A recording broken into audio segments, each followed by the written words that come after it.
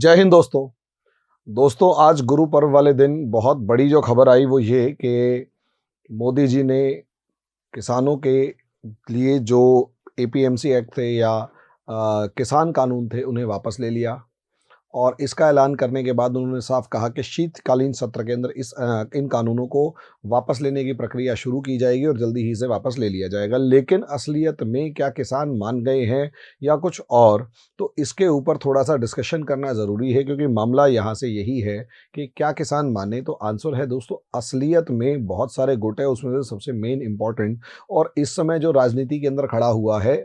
टिकैत, वो ग्रुप मानने को तैयार नहीं है और उसने साफ कहा है आंदोलन अभी वापस नहीं होगा, पहले देखते हैं कि हुआ क्या।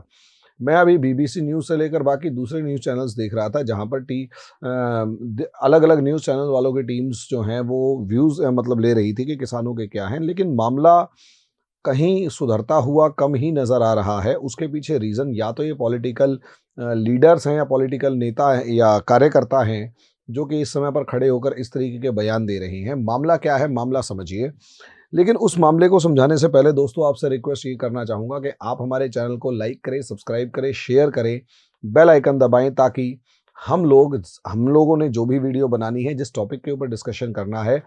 उसकी इन्फॉर्मेशन आप तक जल्दी से जल्दी पहुंच जाए। अब आ जाते हैं दोस्तों टॉपिक के ऊपर। टॉपिक, जब किसानों से बातचीत करने की बात आई तो सीधा सीधा ये है कि किसानों का साफ कहना है कि सरकार के ऊपर भरोसा नहीं है, और उसमें से कुछ ग्रुप्स ये कहते हुए भी नजर आए कि 7 मांगे थी, 4 अभी बाकी हैं। इसका मतलब ये है कि 3 ही कानून वापस हुए हैं, 4 मांगे अभी बाकी हैं। अब दोस्तों सवाल ये है कि 4 मांगे, अब आंदोलन जब भी आप कर रहे होते हैं तो नॉर्मली क्या होता है, जब जब भी आंदोलन करने वाला आगे बढ़ता है और आंदोलन करने वाला आंदोलन कर रहा है, लेकिन जब सरकार पीछे हटती है और एक मामले में या 2 मामलों में पीछे हटती है, देखो दुनिया में कोई भी इंसान ऐसा नहीं है जब सरकार की सारी मांगे, जो मतलब इवन एक माँ बाप भी अपने बच्चों की पूरी सारी की सारी मांगे पूरी नहीं कर सकते। और दूसरी चीज़, जो मांगे इस समय भी किसानों ने मांग रखी हैं कि हमारे पास 7 मांगे थी, 4, उनमें सबसे बड़ी मांग एमएसपी की है। और एमएसपी की मांग ये है कि एमएसपी की गारंटी दो। अब जी गारंटी क्या दो? गारंटी ये दो कि आप एक अमाउंट फिक्स करेंगे, उस एक अमाउंट को जो भी आप फिक्स करेंगे उससे नीचे खरीदना या बेचना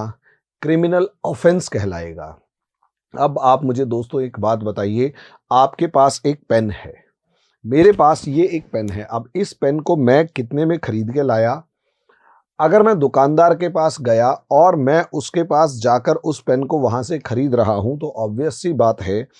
मामला यहां पर ये होगा कि मैं इस पेन को खरीद रहा हूं तो दुकानदार को किसी भी कीमत पर अगर ये पेन बेचना है तो वो उसकी मर्जी और मेरी मर्जी के ऊपर डिपेंडेंट होगा।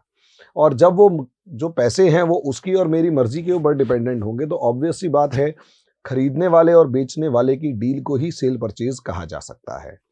हाँ, इसके अंदर बहुत सारी कंपनियां जो हैं, जो किसानों की डिमांड है वो ये है, किसानों की जो मेन डिमांड है वो ये कि असलियत में कई बार क्या होता है कि जैसे बड़ी बड़ी कंपनियां जो हैं ये कार्टेल बना लेती हैं, या फिर बड़ी बड़ी कंपनियां जो हैं वो छोटी कंपनियों को हजम करने के लिए, उनको डाइजेस्ट करने के लिए, उनको ख़त्म करने के लिए मार्केट से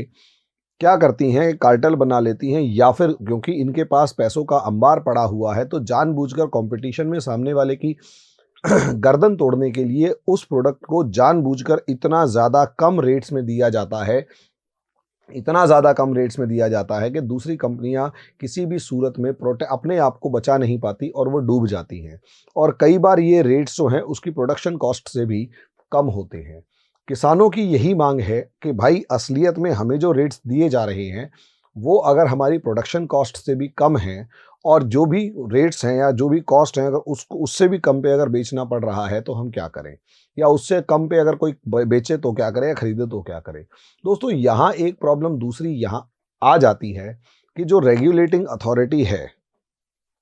जो जो रेगुलेट करने वाली अथॉरिटी है, वो नॉर्मली, जैसे अब आप जियो का मामला ले लेंगे तो जियो जो है जब आया तो जियो ने लगभग 2 साल तक लोगों को फ्री डाटा, फ्री वाईफाई या जो भी सर्विसेज थी वो फ्री दी, और लगभग 100 या 150 रुपए के पैकेज के अंदर उसने इतना ज़्यादा सर्विस सस्ती कर दी कि दूसरी कंपनियां जो थी, एयरसेल या यूनिकॉर्न टाइप की वो सारी की सारी, यूनिनॉर टाइप की वो सारी की सारी डूबती हुई नजर आई। उनके पास इस कंपटीशन से बचने का कोई तरीका ही नहीं था और एयरटेल को छोड़कर आइडिया और वोडाफोन ये आपस में मर्ज कर जाती हैं और बाकी सारी कंपनियां जो हैं वो बंद हो जाती हैं और अब पूरी की पूरी टेलीकॉम इंडस्ट्री के अंदर सिर्फ और सिर्फ 3 कंपनियां बची हैं, जिनमें से एक जियो है, दूसरा वोडाफोन है और वोडाफोन आइडिया, और तीसरा एयरटेल। इसके अलावा हमारे पास कोई सर्विसेज प्रोवाइड करने वाले, ये है एक एक्सट्रीम लेवल ऑफ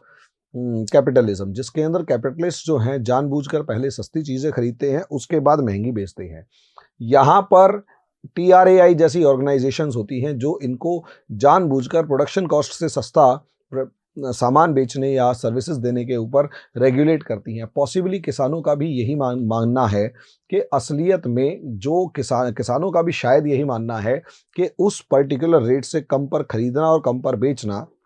दोनों गुनाह का, मतलब दोनों क्रिमिनल एक्ट बना दिए जाएं। यहाँ तक मैं इस चीज़ के समर्थन में हूँ, लेकिन ये कहना कि हर साल लगभग 10-20 या जो भी XYZ इनकी डिमांड है वो सारी की सारी उसी के अकॉर्डिंग उसी रेट्स पर बढ़ाई जाएं, तो दोस्तों असलियत में कुछ चीज़ों को अगर डिमांड एंड सप्लाई के ऊपर छोड़ दिया जाए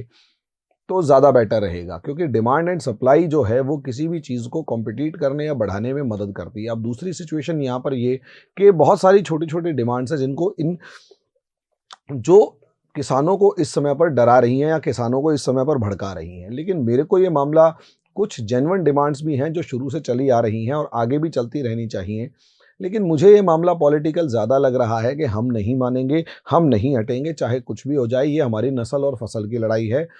असलियत में दोस्तों सबसे बड़ी समस्या ये है कि अगर MSP फिक्स कर दिया जाता है कि उससे ना नीचे ना तो आपको खरीदना है ना बेचना है, तो कई बार क्या होता है, हमारे किसानों की जो फसलें जोत है यानी खेत का जो साइज़ है आज के दिन वो इतना छोटा है कि वो अपनी फसल को यहाँ अपने खेत से निकाल कर ले जाकर बाजार में बेचने जाता है, तो शायद पॉसिबली अगर उसे मार्केट वैल्यू या MSP वाला प्राइस मिल भी जाए तो वो उसे कुछ बचेगा नहीं। वहीं अगर वो उसी फसल को सम निकाल कर बाजार में बेचने की जगह अपने खेत पर ही बेच देता है और बहुत से व्यापारी वहां आकर उसे कैश में पैसे देकर या पेटीएम वगैरह देकर वहीं खड़े खड़े उसकी फसल खरीद लेते हैं, तो उसका जो आने जाने का टाइम बचता है, समय बचता है और खर्चा बचता है, वो पॉसिबली उसकी बचत होती है या थोड़ी ज़्यादा बचत होती है। तो दोस्तों असलियत में सरकार के ऊपर जिद करके दबाव डालने से अच्छा है कि कहीं ना कहीं एक बीच का रास्ता निकाला जाए और स्पेशलिस्ट कमेटियों का गठन किया जाए, उसके ऊपर डिस्कशन किया जाए और इस आंदोलन के अंदर जो एक लीडरलेसनेस की एक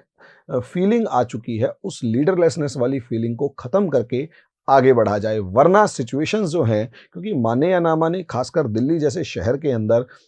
दबाव पड़ता जा रहा है, मामला उजड़ता जा रहा है और हालात इस तरीके से आ चुके हैं कि जो हमदर्दी किसान आंदोलन के साथ थी 26 जनवरी को शहर के अंदर ख़त्म हुई, और शहर के अंदर जब 26 जनवरी को वो हमदर्दी ख़त्म हुई तो उसके बाद जिस तरीके से कभी निहंगों का हरकतें हो रही हैं, कभी कुछ, वो सारी सिचुएशंस जो हैं वो कहीं ना कहीं आंदोलन को डिस्ट्रैक्ट करने के अलावा कुछ नहीं कर रही।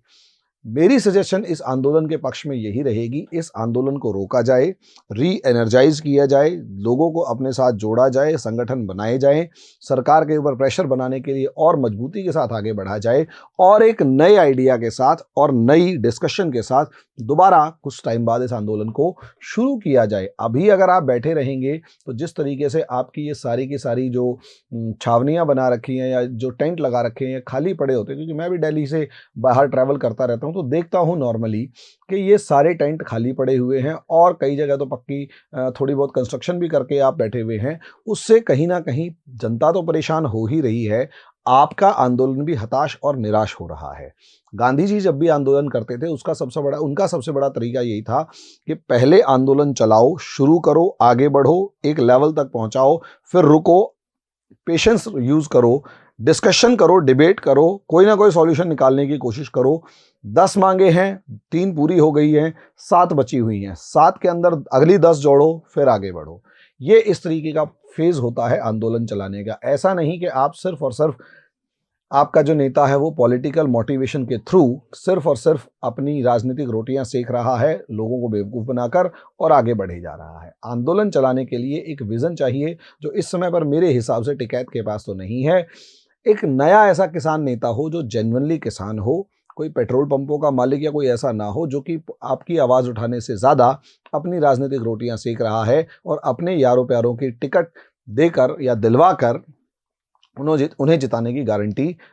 सुनिश्चित कर रहा है, आपको बेवकूफ़ बनाकर। तो मेरे हिसाब से किसान आंदोलन के अंदर जुड़े हुए जितने हमारे किसान भाई हैं, उन सबको कोशिश करके एक साथ इकट्ठा होना चाहिए और आगे बढ़ने की तैयारी करनी चाहिए। इस आंदोलन को री एनर्जाइज़ करना चाहिए, रोक के थोड़ा फिर ताकत लगाएँ, फिर आगे आगे की डिमांड्स शुरू करें। अभी के लिए इतना ही, धन्यवाद।